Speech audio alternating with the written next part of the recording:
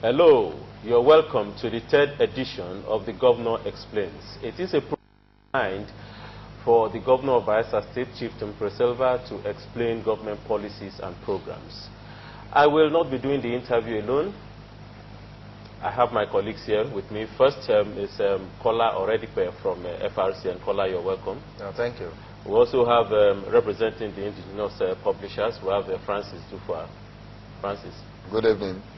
My name is Okboy Karediongoli. Your Excellency, you're welcome to this interview program. Thank you. The last time we talked about the minimum wage issue, and you told us that you set up a committee to look into the issues. What is the situation right now? Have they been able to submit their report? Right now, the only problem we have is the national benchmark. We need to get things finalized only after we've heard from the national. It's the national minimum wage, it's not by yourself. So we have to synchronize whatever we're doing with what is happening nationally.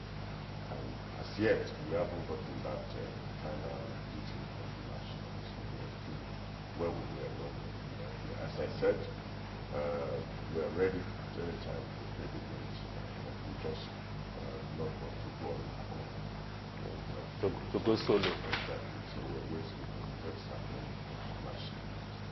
Okay, let me just quickly take you back again. We also asked that some of your commissioners have not been appointed at that time, but as we speak now, I'm sure the cabinet is fully constituted. Yeah, the cabinet is fully constituted.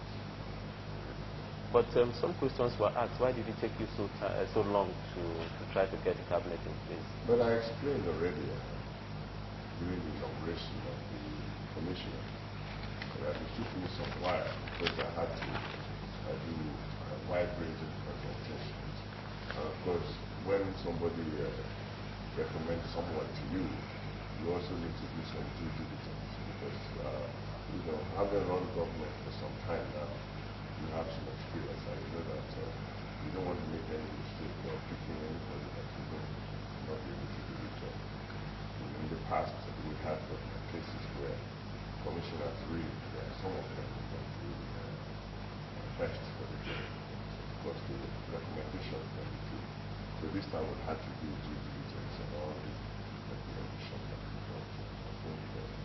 I believe very seriously, very strongly that I have a strong team.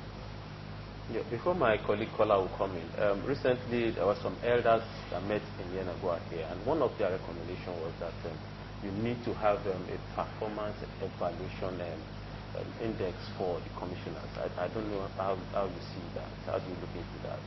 Oh, I agree, but that's it's not something we can set up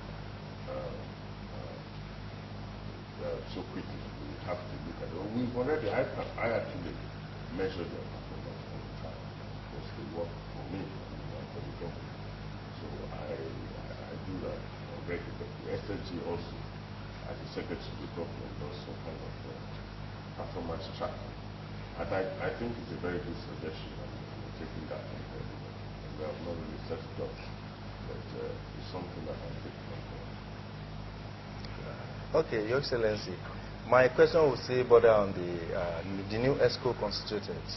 There have been some complaints from various quarters that some person that you appointed into the cabinet are seen to not to have worked for you in the last elections.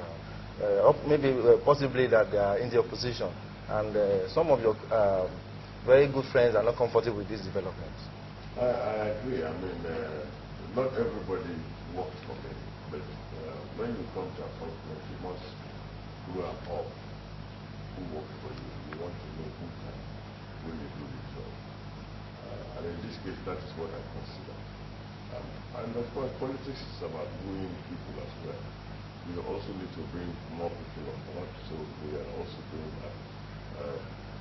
In the first batch of commissioners appointed as well, some of you will agree with me that I appointed people who didn't work with me at all, some people that didn't work with me, but it's all part of the conciliation process that we've set in motion. His Excellency, you did promise uninterrupted power supply for quite some time. The power is uninterrupted. What is the problem? Well, but you agree with me that the power has improved considerably since I think that uninterrupted power supply is something that needs to be fine-tuned. Right now we're in the process of fine-tuning, and I can assure you, you can ask me this question again before Christmas, just before Christmas. I want to assure you that this question will not come up again. We've had some issues with contractors. Contractors give you deadlines, and you go out and tell the people based on what the contractor tells you. But unfortunately, sometimes the contractors don't really meet up the deadline, and then you cannot go back again and explain to the people that sorry, the contractor did not meet up the deadline. But of course, what you can see here is that there is clear work going on. I mean, you will agree with me if you go there. The work is still ongoing, and that is what should encourage you. And I have gotten a firm date from them now, and before December, definitely that dream will be achieved.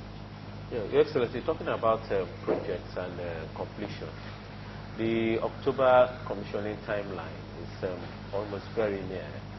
What is the situation, and where you went on inspection on some projects recently? Are we good to go? Yeah, well, it's still the issue with contractors. In fact, today I went to a site and I wasn't too satisfied. But you can see when you go to the site that the contractor is putting in best endeavor. You can see it. I mean, so you really cannot say this contractor is not working. But they give you a time and you announce it, and they are working, but they can't meet up. What are you going to do? We've paid all the money. We are not owing them. The contractors, you can check with them. We are not owing them. They are working, but it's just unfortunate that, they say, there was rain yesterday, they couldn't work. There was stoppage time yesterday, they couldn't work. And there's nothing we can do about it. But for me, it's still very important to set deadlines because it makes you work hard.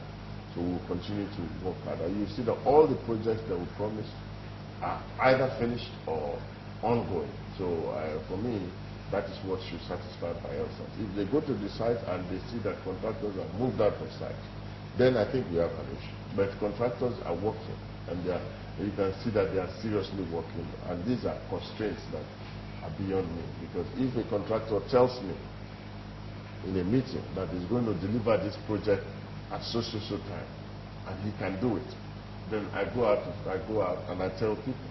If the contractor cannot deliver, and I can see that the contractor is on site, I cannot now, because he didn't meet the deadline, take him out of the site because he's still doing well. So for me, these are not cast in stone. We must take it like that. There are human elements, so we must take it like that. But the most important thing is that all the jobs that we promised are very well, very much on track.